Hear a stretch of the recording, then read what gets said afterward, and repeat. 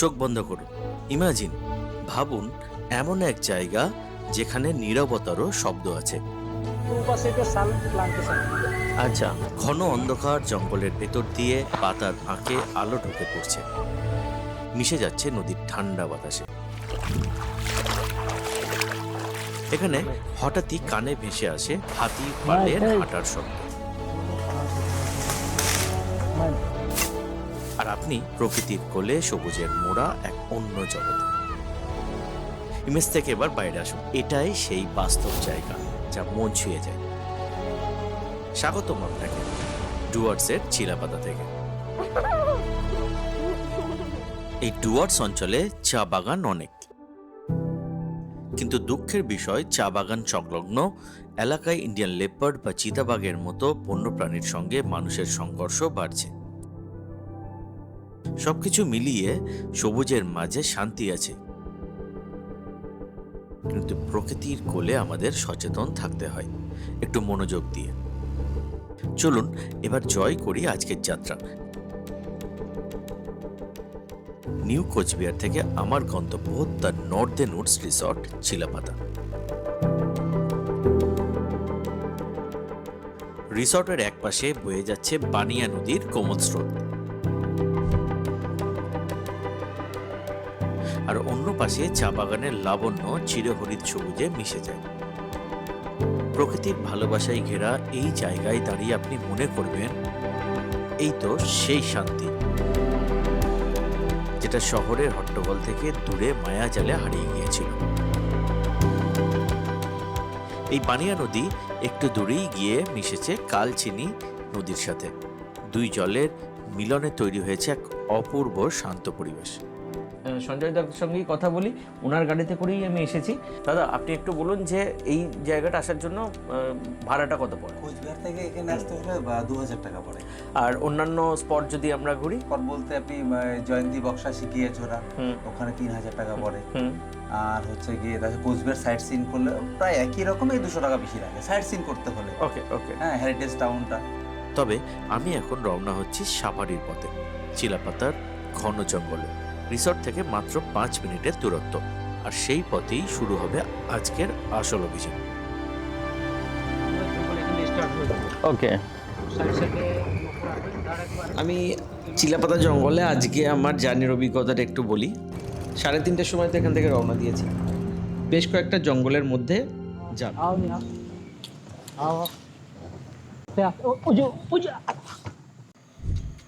আপনাদের কাছে কপাল ভালো আছে।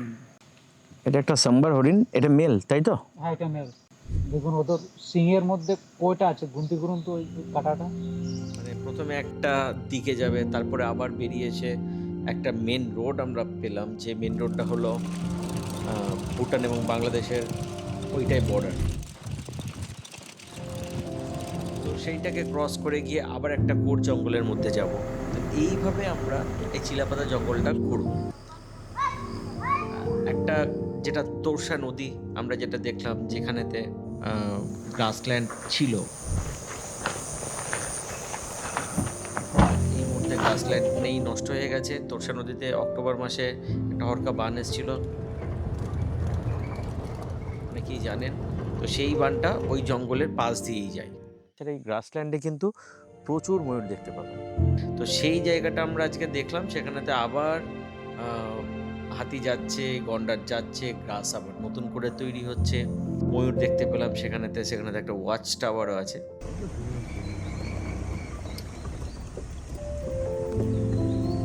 মানে একটা বলতে পারেন যে ওই জঙ্গলটাতে হাতি বিশেষ করে পাওয়া যায়, যেটা গাইড দাদা বলল। তার উপরে বেস করে আমরা আবার ওই রাস্তা দিয়ে চলতে শুরু করি। ঘড়িতে প্রায় তখন 5টা হতে যায়, অন্ধকার হয়ে গেছে। এই রাস্তাটা রিস্ক লাগে? হ্যাঁ। কেন? এইগুলো বেশিরভাগ এখন সন্ধ্যা হচ্ছে, হাতি এর রাস্তাগুলোতে থেকে গ্রামে বেরিয়ে যায় ধানের জমিতে। আচ্ছা, কিছুক্ষণ পরেই আমরা বেরিয়ে যাব, হঠাৎ করে একটা হাতি আমাদের সামনে চলে আসে। এই ফাঁকা না যাচ্ছি আমার বাট গাইড দাদা এমনভাবে হয়তো বলে ফেলে যে সামনে হাতি, সামনে হাতি। ওই হ্যাঁ, দেখতে পেয়েছি। হ্যাঁ, জঙ্গলে গেলে কিন্তু চেঁচামেচি করা যাবে না, বাট ওই হাতি আছে শুনেই হাতিটা আবার ভিতরের দিকে একটু ঢুকে যায়। দেখতে পাচ্ছেন তো সিমেন্ট কালার। তো তখন জঙ্গলের মধ্যে চলে গেছে। চিলাপাতা জঙ্গল এমনিতেই একটু ঘন, খুব কষ্ট করে কয়েকটা শর্টস আমরা পেয়েছি। আরে ये धिया रहा है चिंता धीरे रहे। সন্ধ্যা হয়ে গেছে, 2 ঘন্টা পুরোটা সময় লাগলো। খরচটা জানিয়ে রাখি, 1500 টাকা গাড়ির খরচ, এখানে 300 টাকা পিক আপ অ্যান্ড ড্রপের জন্য খরচ, 350 টাকা গাইড খরচ, টোটাল 2150 টাকা আজকে আমার খরচ পড়েছে। ও দাঁড়ায় ঝোপের মধ্যে। আগামীকাল সকাল সকাল উঠতে হবে, যাব জলদাপাড়ায় হাতি সফরে। সঙ্গে থাকবেন, আরও অনেক এখনও সাফারি বাকি আছে। পুরো ট্যুরটা কেমন লাগছে কমেন্টে জানাতে কিন্তু ভুলবেন না। আজকের জন্য গুড নাইট। এই সবুজের ভেতর লুকিয়ে আছে বহু অচেনা গল্প। রাতে যখন অন্ধকার ঘন হয়ে নামে, ধান ক্ষেতের দিকে এগিয়ে আসে হাতির দল, খিদের টানে বাঁচার তাগিদে। তাদের প্রতিটি পদক্ষেপে গ্রামবাসীর মনে এক অদ্ভুত উদ্বেগ, এক নীরব প্রার্থনা জেগে ওঠে। ভোর হলে প্রথম আলোর কোমল ছোঁয়ায় আবার তারা ফিরে যায় জঙ্গলের গভীর নিস্তব্ধতায়। এই অরণ্যের সন্তানরা, তাদের গল্পটা ঠিক মানুষের মতোই, বাঁচার লড়াই, টিকে থাকার চেষ্টা। আর তাই মানুষও এই সহবাসের বাস্তবতাকে নীরবে মেনে নিয়ে এগিয়ে চলে। এভাবেই প্রকৃতি আর মানুষের এই অদ্ভুত সম্পর্কটাকে দেখতেই আজ আমি বেরিয়ে পড়েছি হাতি সাফারির পথে। রিসর্ট থেকে প্রায় 40 মিনিটের পথ, তবুও প্রতিটা মুহূর্তে অনুভব করা যায় চিলাপাতার হৃদয়ের স্পন্দন। চলুন এই যাত্রায় আপনিও থাকুন আমার সাথে। মিললো প্রথমেই, সামনে যখন হাতিগুলোকে দেখলাম বেশ ভালো লাগলো। আমার তো বেশ ভালো লাগছে জায়গাটা। এখন আমি আছি হলং পার্কিং প্লেসে। এইখান থেকেই হাতি জার্নি আমাদের আজকে শুরু হবে। ওকে, আমার এক্সপিরিয়েন্সটা আপনাদেরকে একটু জানাই। আজকের রাইড কিন্তু আমার খুব ভালো লেগেছে।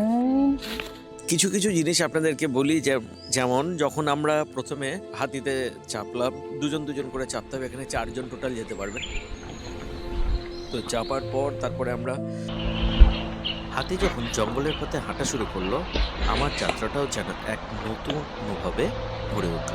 প্রথমেই পেরোলাম তোরসা নদী। ডুয়ার্সের বুক চিরে বয়ে চলা এই নদী জঙ্গলকে দুভাগে ভাগ করে। বনের নীরবতার মধ্যে তার স্রোতের শব্দ যেন অদ্ভুত এক সুর তোলে। ধীরে ধীরে আমরা ঢুকতে লাগলাম জলদাপাড়ার গভীর সবুজে। আর দূরে কোথাও অজানা আওয়াজ একটা অদ্ভুত উত্তেজনা তৈরি করে। জল খাচ্ছি।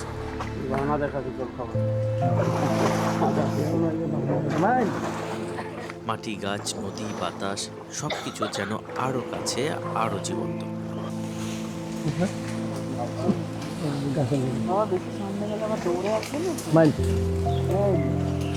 হাতির পিঠে চড়ে চলা এও এক ধরনের অ্যাডভেঞ্চার।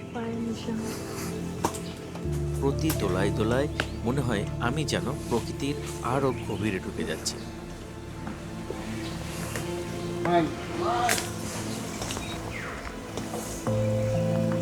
যেহেতু একদম কোর জঙ্গলের মধ্যে যাচ্ছি, এইরকম ধরনের দেখুন না, আমার জামা কাপড় কিন্তু একটু নোংরা হয়ে গেছে, বিকজ গাছেদের টাচ হবে।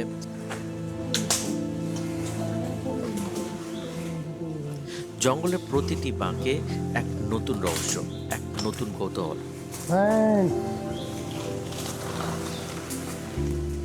ধীরে ধীরে মনে হচ্ছে জলদাপাড়া শুধু বন নয়, এ এক জীবন্ত গল্প, যা আজ আমি নিজের চোখে দেখছি।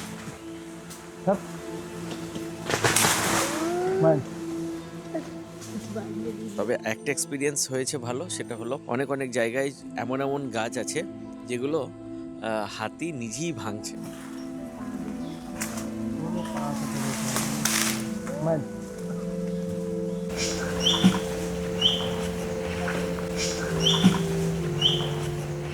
রাইডসের জন্য আপনাকে এই জলদাপাড়াতে খরচ করতে হবে 1000 রুপিস পার পারসন ভিতরে আসার জন্য একটা গাড়ির চার্জেস আছে, আর গাইড চার্জেস আছে 350 রুপিস। এখানেই আমাদের এখনো পর্যন্ত ট্যুর শেষ নয়, এরপরে আরও সাফারি বাকি আছে আজকে। সেটা হলো 3:30-তে আমরা যাব জিপ সাফারিতে।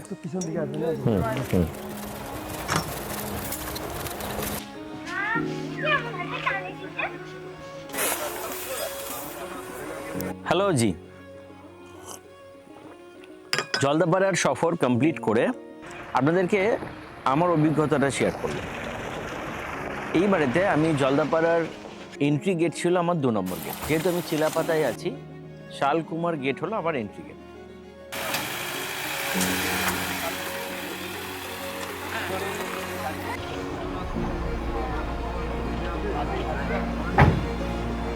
এই গেট দিয়ে এন্ট্রি করতে গেলে আপনাকে কিন্তু অফলাইনেই বুকিং করতে হবে, তাই সেক্ষেত্রে ওখানেতে কিন্তু আপনি অনলাইন পেমেন্ট করতে পারবেন না।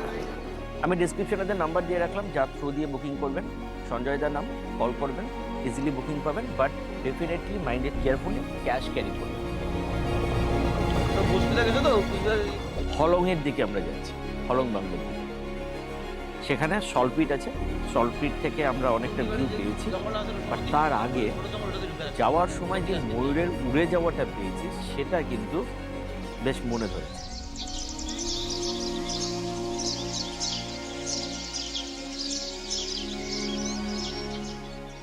এরপরে আমি দেখলাম কিছু সাম্বার ডিয়ার। সেখান থেকে এবার আমি যাব হলং পয়েন্ট। হলং পয়েন্টে গিয়ে ইন্ডিয়ান গড়, বাইসন, ওখানে তো প্রচুর দেখেছি। দেখার পর দেখছি তাদের আচরণ, তাদের ঘোরাঘুরি, গাড়ি জিপসি গিয়ে ওখানে তো পার্কিং হলো। হওয়ার পর দৃশ্যটা দেখুন, আমার ঠিক সামনে ইন্ডিয়ান গড়, বিশাল শক্তিশালী, অথচ কি আশ্চর্য রকম শান্ত। ওরা এসেছে হলং সল্টপিটে নুন খেতে। কখনো ভেবে দেখেছেন কেন জঙ্গল ছেড়ে গভীর অরণ্য পেরিয়ে এই পশুগুলো নুনের টানে ছুটে আসে? কারণ নুন শুধু স্বাদ নয়, নুন মানে জীবন, শরীরের শক্তি, ভারসাম্য, বেঁচে থাকার এক নীরব প্রয়োজন। মাটির এই ছোট্ট অংশটুকু আজ ওদের কাছে আশীর্বাদ। মাটির গায়ে মুখ নামিয়ে ধীরে ধীরে ওরা যেন প্রকৃতির কাছ থেকেই নিজেদের ওষুধটা নিয়ে নিচ্ছে। এই দৃশ্য দেখলে মনে হয় মানুষ যতই আধুনিক হোক, প্রকৃতির কাছে আমরা এখনো শিক্ষার্থী। ওরা জানে কোথায় যেতে হবে, কখন থামতে হবে, আর কিভাবে বাঁচতে হবে।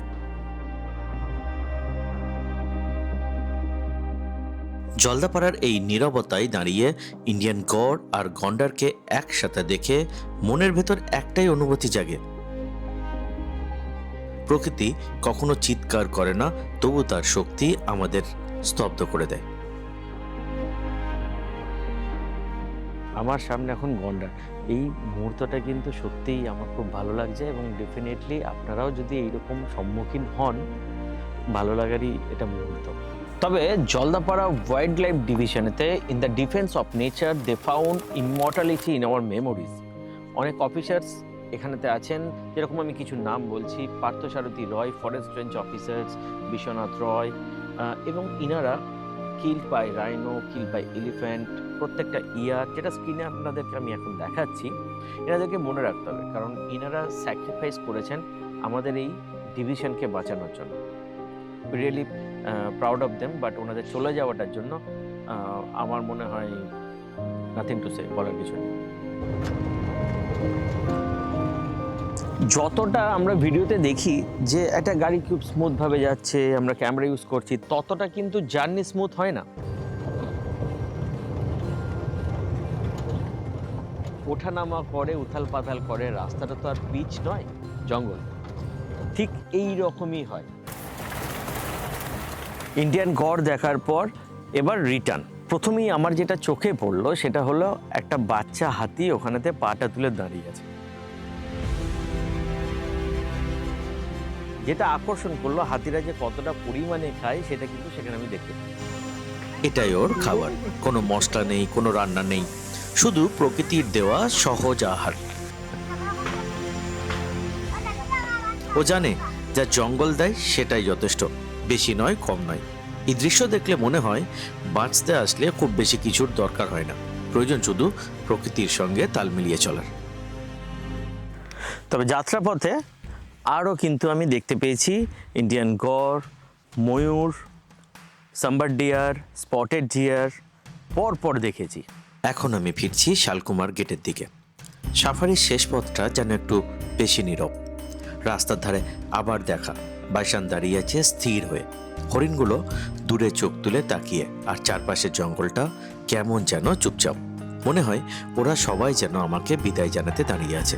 কোনো শব্দ নেই, কোনো হাত নাড়ানো নেই, তবু এই নীরব উপস্থিতিতেই ভরে আছে হাজারটা অনুভূতি। আজ আমি অতিথি ছিলাম, আর ওরা এই জঙ্গলের আসল বাসিন্দা। কিছুক্ষণ আগেও যারা ছিল আমার ক্যামেরার ফ্রেমে, এখন তারা রয়ে যাবে আমার মনে। গেটের কাছে পৌঁছাতে পৌঁছাতে একটাই কথা মনে হয়, জঙ্গল কাউকে ধরে রাখে না, কিন্তু একবার ছুঁয়ে গেলে কখনো ভুলতে দেয় না। আমার টোটাল খরচ হলো 1750 একটা জিপসির জন্য। সেই জিপসিতে আপনারা যেতে পারবেন 6 জন। আশা করি আমাদের দেখানো ভিডিওগুলো আপনাদের ভালো লাগছে। যদি ভালো লেগে থাকে কমেন্টে জানাবেন কোন সিনটা আপনাদের ভালো লাগছে, পাশে থাকার অনুরোধ রইল।